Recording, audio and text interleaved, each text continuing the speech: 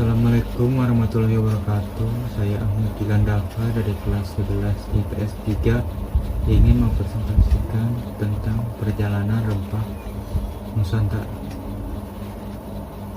Pada dahulu kala Indonesia itu dikenal sebagai nama Nusantara. Nusantara adalah sebuah tempat penghasil rempah-rempah serta komoditi utama dalam perdagangan internasional. Rempah-rempah telah lama digunakan tak hanya di Nusantara tetapi juga di tempat-tempat lain atau bangsa-bangsa lain seperti Arab, India, Cina, dan Eropa yang biasanya digunakan sebagai obat-obatan, bumbu masakan, hingga pengawet makanan. Dari wilayah Nusantara ini ada dua jenis wilayah produksi rempah-rempah, yaitu yang pertama daerah timur. Daerah timur ini mencakup Kepulauan Banda dan Kepulauan Maluku. Kepulauan ini menghasilkan cengkeh dan pala. Yang kedua itu daerah barat yang mencakup Pulau Sumatera, Jawa, dan Kalimantan.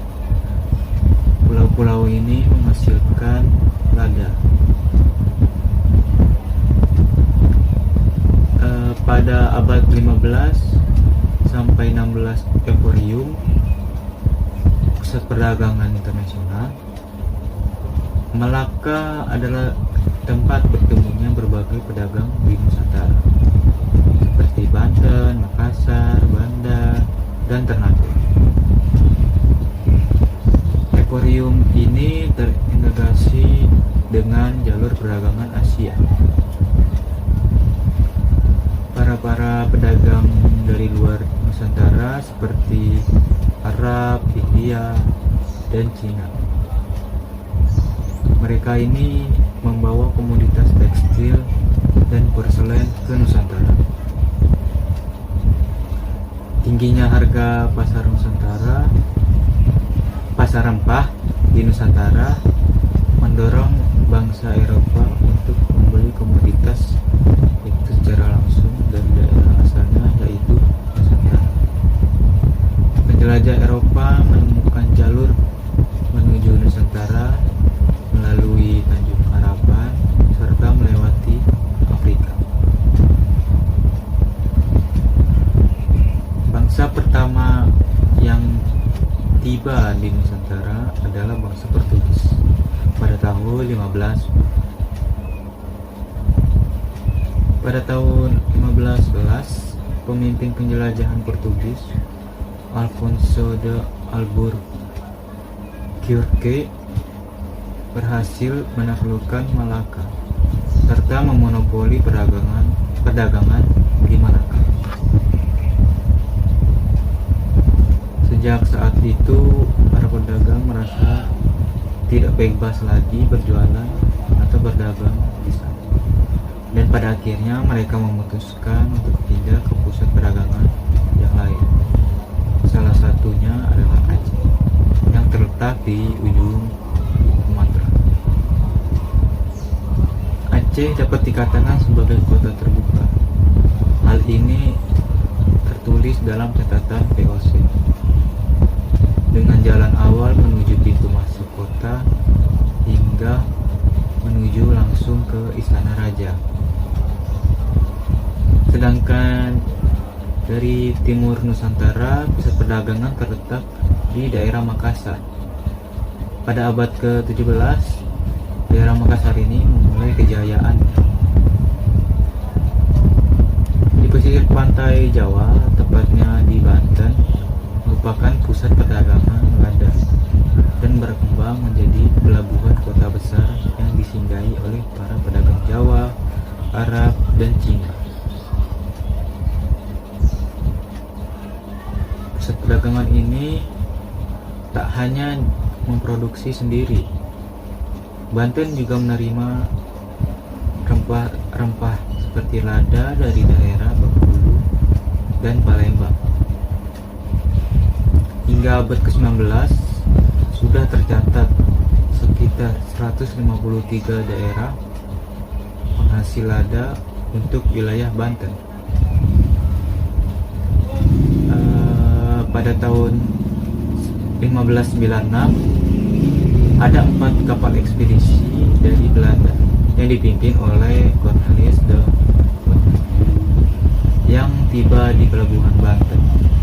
Kedatangan de Houtman ke Nusantara